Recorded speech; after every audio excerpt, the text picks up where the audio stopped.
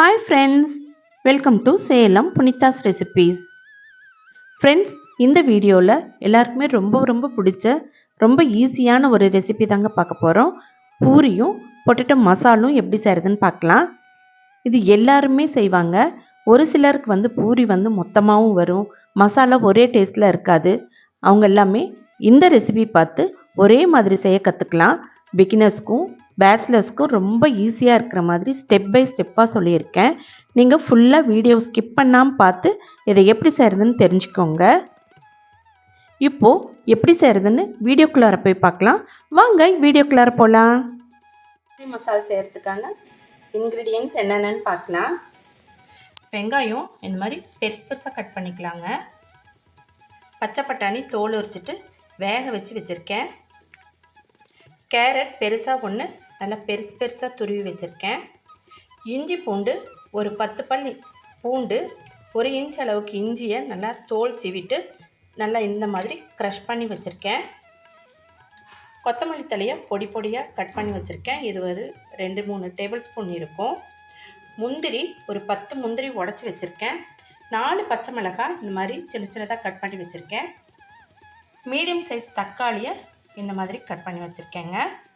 உருளைக்கிழங்கு ஒரு 400 கிராம் வச்சு தோல் உரிச்சிட்டு இந்த மாதிரி உதுத்து வச்சுருக்கேங்க. இப்போ அடுப்பில் ஒரு கடாயை வச்சுக்கலாம். இதுக்கு கடலெண்ணெய் இருந்தால் நல்லாயிருக்கும். 1/4 கப் அளவுக்கு கடலெண்ணெய் சேர்த்துட்ருக்கேன். இப்போது எண்ணெய் காஞ்சிருச்சுங்க. கடுகுளுத்தம் பருப்பு பாருங்கள் நிறையா போடணும், அப்போ தான் இதுக்கு டேஸ்ட் நல்லாயிருக்கும். பிகினர்ஸ்க்கு பேச்சுலர்ஸ்க்குலாம் நல்லா ஈஸியாக இருக்கிற மாதிரி ஸ்டெப் பை ஸ்டெப்பாக சொல்கிறேன். நீங்கள் ஃபுல்லாக பார்த்து தெரிஞ்சுக்கோங்க. கடுகுளுத்தம் பருப்பு பாருங்கள் நல்லா வெடிக்கணும், பொரியணும், அப்போ தான் நல்லாயிருக்கும். இது கூடவே நம்ம உடச்சி வச்சுருக்கிற முந்திரியும் சேர்த்துக்கலாம். நல்லா செவந்துருச்சு. இப்போ க்ரஷ் பண்ணி வச்சுருக்கிற இஞ்சி பூண்டை சேர்த்துக்கலாம். கூட பச்சை மிளகாய் இதெல்லாம் சேர்த்துட்டு 1 நிமிஷம் போல் வதக்கிக்கலாம். இப்போது இது கூட வெங்காயம் சேர்த்துக்கலாங்க. இது கூடவே நம்ம தேவையான அளவுக்கு உப்பு சேர்த்துக்கலாம். உப்பு சேர்த்துக்கிட்டா சீக்கிரமாக வதங்கிடும். 1 டீஸ்பூன் அளவுக்கு போட்டிருக்கேன். கூடவே துருவி வச்சுருக்கிற கேரட்டையும் சேர்த்துக்கலாம். இப்போது இந்த ஸ்டேஜில் கட் பண்ணி வச்சுருக்கிற தக்காளியும் சேர்த்துக்கலாங்க. ஃபஸ்ட்டே போடக்கூடாது, தக்காளி பாதி தான் வதங்கி இருக்கணும். இப்போ இது கூட மஞ்சள் தூள் சேர்த்துக்கலாம். மஞ்சள் தூள் 1/2 டீஸ்பூன் அளவுக்கு சேர்த்துக்கிறேன். இப்போது வெங்காயம் நல்லா வதங்கிருச்சு. இப்போ உருளைக்கிழங்கு சேர்த்துக்கலாம். கூடவே வேக வச்ச பச்சை பட்டாணியும் சேர்த்துக்கலாம்.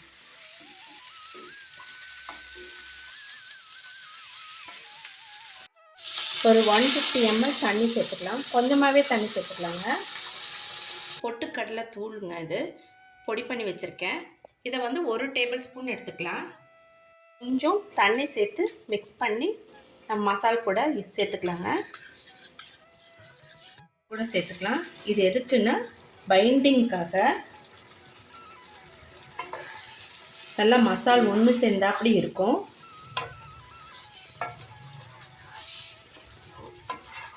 தண்ணி சேர்த்துக்கலாங்க. பொட்டுக்கடலை தூள் சேர்த்தணும் இல்லைங்களா, அது ஒரு 2 நிமிஷம் வேகட்டும். அதுக்காக ரொம்பவே கெட்டியாயிரும்.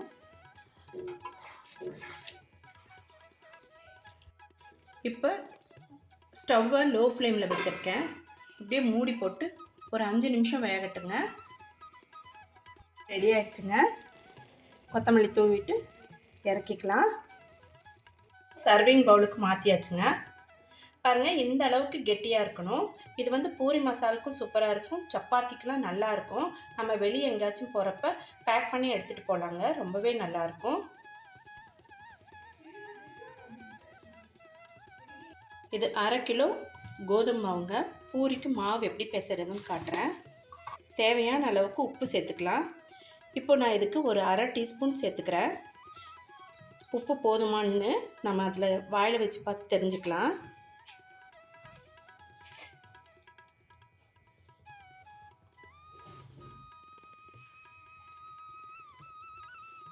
இப்போ பத்தலை, இன்னும் கொஞ்சம் போட்டுக்கலாம். கொஞ்சமாக தான் பத்தலை, 1/4 டீஸ்பூன் அளவுக்கு சேர்த்துக்கிறேன். மொத்தமாக ஒரு 3/4 டீஸ்பூன் சேர்த்துட்ருக்கேன். உப்பு போட்டுட்டு நல்லா மிக்ஸ் பண்ணிக்கணும். 1 டீஸ்பூன் அளவுக்கு நெய் சேர்த்துக்கலாம். நெய் இல்லைன்னா எண்ணெய் கூடயும் சேர்த்துக்கலாங்க. நல்லா மிக்ஸ் பண்ணிக்கலாம். நம்ம எதுக்கு எண்ணெயும் நெய்யும் சேர்த்துறோம் அப்படின்னா பூரி நல்லா புசு புசுன்னு உப்பலாக வரும். அதுக்காக தான் நம்ம எண்ணெயும் நெய்யும் சேர்த்தணும். அதே சமயம் பூரி நல்லா சாஃப்டாக இருக்குங்க. ஒரு சில இடத்துல பாருங்கள் பூரி வந்து மொத்தமாக இருக்கும், அப்படியே ஹார்டாக இருக்கும், பூரியே ஹார்டாக இருக்கும். இந்த மாதிரி செஞ்சிங்கன்னா சாஃப்டாக இருக்கும் பூரி. பாருங்கள் நல்லா மிக்ஸ் பண்ணியாச்சு. இப்போ 1/2 கிலோ எடுத்துகிட்ருக்கேன். நாம் வந்து ஒரு 300 ml வந்து அப்படியே ஃபுல்லாக தண்ணி சேர்த்துக்கலாம். கொஞ்சம் கொஞ்சமாக சேர்த்து கலந்துக்கலாங்க. சப்பாத்திக்கு அப்படின்னா 1/2 கிலோவுக்கு 400 ml தண்ணி சேர்த்துக்கலாம் கண்டிப்பாக. பூரிக்கு எப்போவுமே மாவு வந்து கெட்டியாக பிசையணும், அப்போ தான் வந்து எண்ணெய் பிடிக்காமல் இருக்கும். இப்போ பாருங்கள் நல்ல கெட்டியமாக இருக்குது. எப்போவுமே நம்ம ரெடி பண்ணிவிட்டு கொஞ்சம் செட் ஆனதும் கரெக்டான பதத்துக்கு வந்ததும் நம்ம இந்த மாதிரி டேபிளில் எடுத்து போட்டு நம்ம பிசைஞ்சால் கரெக்டாக நமக்கு வந்து டோ வந்து கரெக்டாக கிடைக்கும். அதுலேயே பிசைகிறப்ப கிடைக்காது. டேபிளில் எடுத்து போட்டு இல்லைன்னா நம்ம சப்பாத்தி உருட்டுற கல்லை நல்லா இப்படி தேய்ச்சிக்கலாம். இப்போ பாருங்கள் ரெடி ஆகிடுச்சு. நல்லா கெட்டியாக இருக்குது பாருங்கள். இது ஒரு 10 நிமிஷம் மட்டும் ஊறட்டும். பூரிக்கு மாவு பிசைஞ்சு வச்சு ரொம்ப நேரம் ஊற வேண்டாம், அதுவும் எண்ணெய் பிடிக்கும். பூரிக்கு மாவு ரெடி பண்ணிவிட்டு ஒரு 10 நிமிஷம் கழித்து நம்ம பூரி போட்டால் நமக்கு நல்ல உப்பலான சாஃப்டான பூரி கிடைக்கும். மாவை நமக்கு தேவையான சைஸ்க்கு எடுத்து உருட்டிக்கலாம்.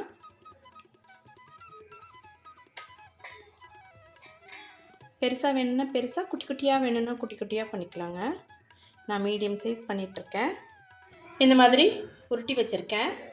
இதுவும் காஞ்சி போயிடக்கூடாது, நாம் அதை போட்டுக்கலாம் பாத்திரத்துக்குள்ளாரியே. இப்போது பூரி தேய்க்கிற கட்டையில் கொஞ்சமாக எண்ணெய் தடவிக்கலாம், அப்போ தான் மாவு ஒட்டாமல் வரும்.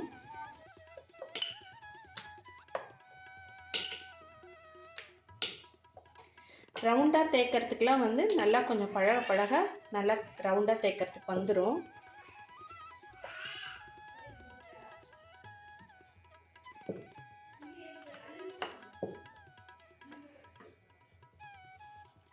பாருங்கள் இந்த அளவுக்கு தின்னாக தான் தேய்க்கணும், அப்போ தான் பூரி வந்து சாஃப்டாக நல்லா உப்பி வரும்.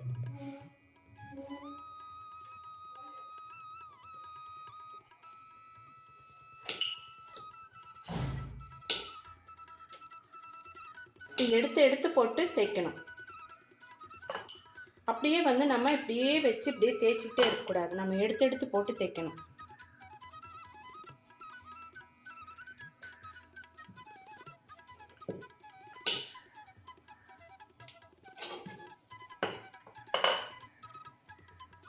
எல்லா மாவையுமே இந்த மாதிரி ரவுண்டாக தேய்ச்சி வச்சுக்கலாம். எண்ணெய் காஞ்சிருச்சான்னு போட்டு பார்க்கலாம். காஞ்சிருச்சுங்க. இப்போ பூரி போட்டு எடுத்துடலாம்.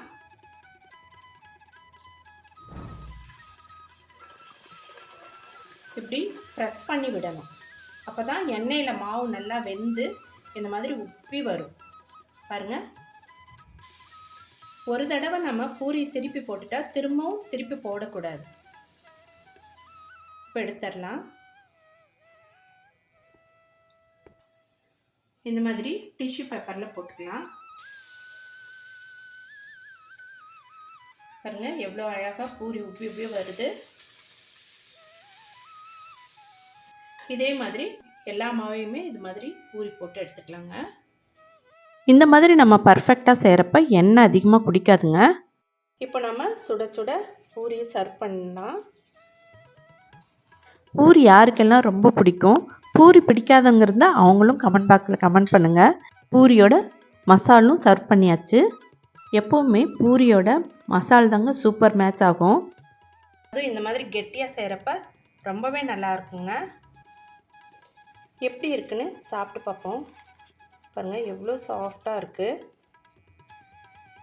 நல்லா உப்பி நல்லா லேயராக இருக்குது. பாருங்கள் 3 லேயராக இருக்குது. பூரியை பிச்சு நம்ம மசாலா தொட்டு எப்படி இருக்குன்னு சாப்பிட்டு பார்க்கலாம். சூப்பராக இருக்குங்க. ரொம்ப நல்லா டேஸ்ட்டாக இருக்குது. எப்போவுமே ஒரு சிலருக்கு வந்து பூரி அமையாது, நல்லா ஹார்டாக ஆகிடும், மொத்தமாக இருக்கும். இந்த மாதிரி மாவு பிசையுங்க, உங்களுக்கும் சாஃப்டாக மெல்லிசான பூரி கிடைக்கும். அதே மாதிரி மசால் வந்து ஒவ்வொரு தடவையும் ஒவ்வொரு மாதிரி வந்துடும். இதே மாதிரி அளவுகளை வச்சு நீங்கள் செஞ்சு பாருங்கள், மசால் இதே மாதிரி சூப்பராக வரும். நீங்களும் பூரி செஞ்சு சாப்பிட்டு பார்த்துட்டு எப்படி இருக்குன்னு கமெண்ட் பாக்ஸில் கமெண்ட் பண்ணுங்கள். உங்களுக்கு இந்த வீடியோ ரொம்பவே யூஸ்ஃபுல்லாக இருக்கும்னு நினைக்கிறேன். பிடிச்சிருந்தா லைக் பண்ணுங்கள், சப்ஸ்கிரைப் பண்ணாதவங்க சப்ஸ்கிரைப் பண்ணுங்கள். இதே மாதிரி ஒரு இன்ட்ரெஸ்டிங்கான வீடியோவில் மீட் பண்ணலாம். தேங்க்யூ ஃபார் வாட்சிங்.